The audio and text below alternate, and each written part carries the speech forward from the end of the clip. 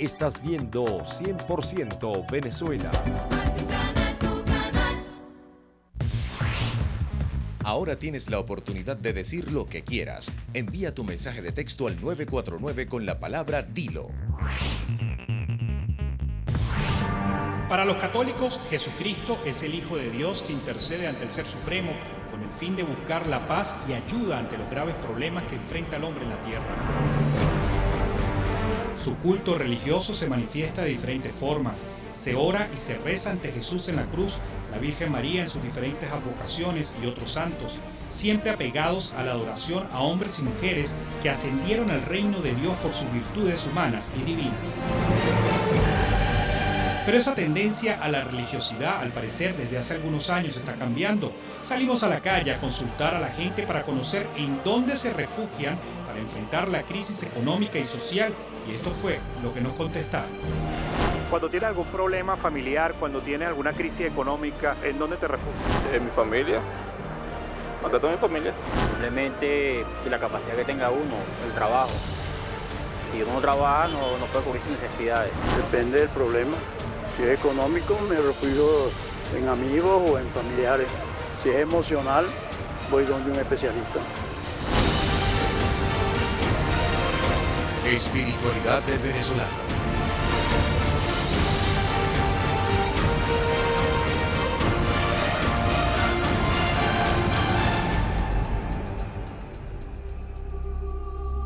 No tener trabajo, una enfermedad, bajos salarios, la inseguridad, no alcanzarle el dinero para cubrir sus necesidades básicas son tan solo algunos de los problemas que enfrentan día a día los venezolanos en medio de esta grave crisis que atraviesa el país.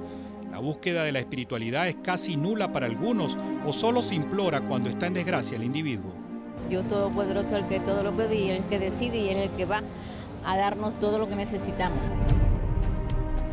¿Cómo logra usted esa conexión con Dios? Porque Él nos manda ser humildes, tener fe y orar también mucho. ¿Eso le ayuda? Muchísimo, muchísimo. Gracias a Él Todopoderoso. El ser humano es profundamente débil, por eso necesita apelar a creencias externas, pero lo fundamental, lo que quiero destacar es cómo la dimensión moral del ser humano es muy débil. Cuando usted obtiene un triunfo, usted no sale a reflexionar sobre qué fue lo que le permitió triunfar. No, usted sale a echarse palo. Usted sale a celebrar, porque usted tiene que darse un gran banquete porque usted obtuvo un éxito. ¿Cuándo es que usted sale a reflexionar sobre qué fue lo que le pasó? Cuando viene una derrota. Cuando viene un fracaso, entonces usted sale a decir, ¿qué fue lo que hice mal? ¿Qué fue lo que me llevó a esta situación? ¿Por qué? Porque el ser humano es eso, la debilidad del ser humano es inmensa. Las distintas manifestaciones de la espiritualidad no son más que reflejo de la naturaleza humana y son experiencias muy cotidianas, como la experiencia del amor, la experiencia del sufrimiento, de la respuesta frente a situaciones dolorosas, la propia libertad, ¿no? Manifiestan un dominio, digamos, de lo espiritual sobre lo corporal, una capacidad de darse, de sacrificarse, que no tiene un lugar físico sobre el cual se apoya, sino una dimensión trascendente que está absolutamente unida e inseparable a la corporeidad.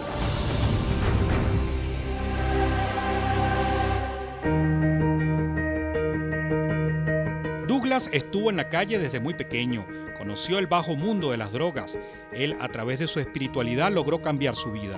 Sí, desde muy temprana edad salgo a la calle expulsado por mi padrastro.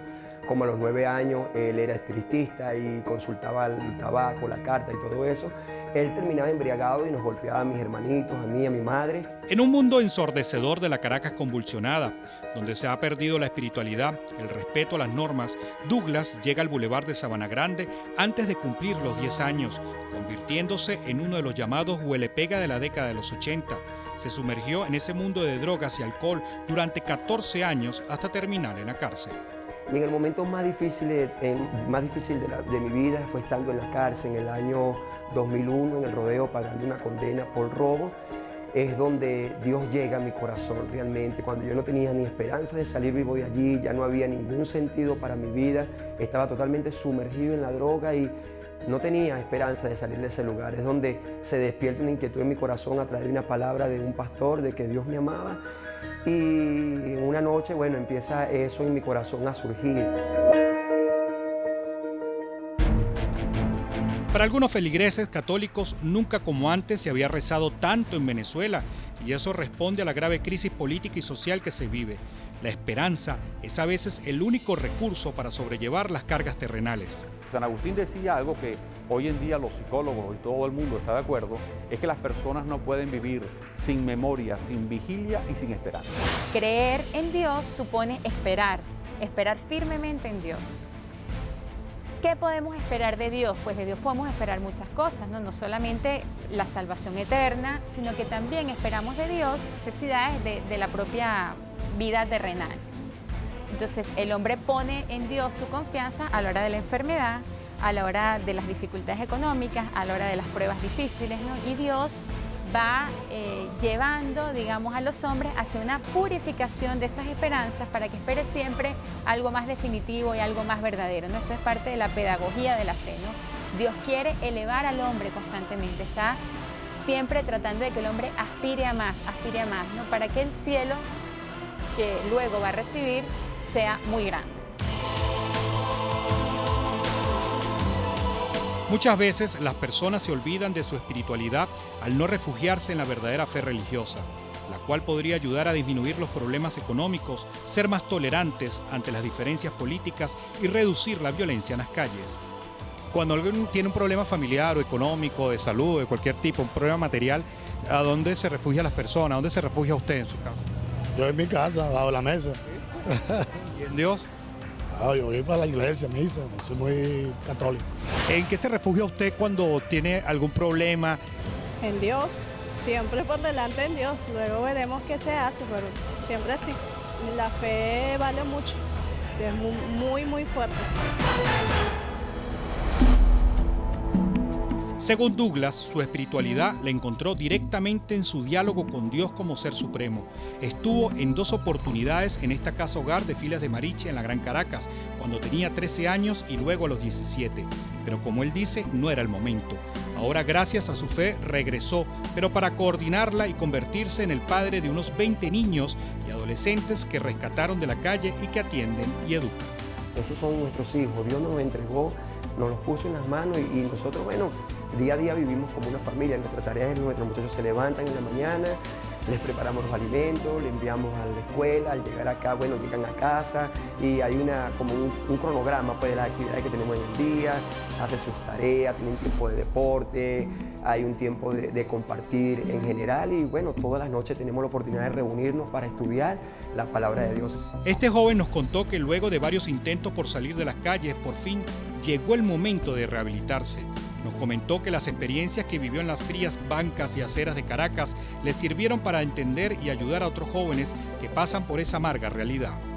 Esa experiencia que me tocó vivir, aunque pudiera verse dura, aunque pudiera verse difícil, pero realmente para mí hoy en día es una herramienta que Dios puede usar para hacer ayuda y la ha canalizado para ayudar a muchos de los muchachos que hoy en día están a nuestro cargo, poderlo entender, por qué están allí, cómo llegan allí, poder entenderlo en su totalidad.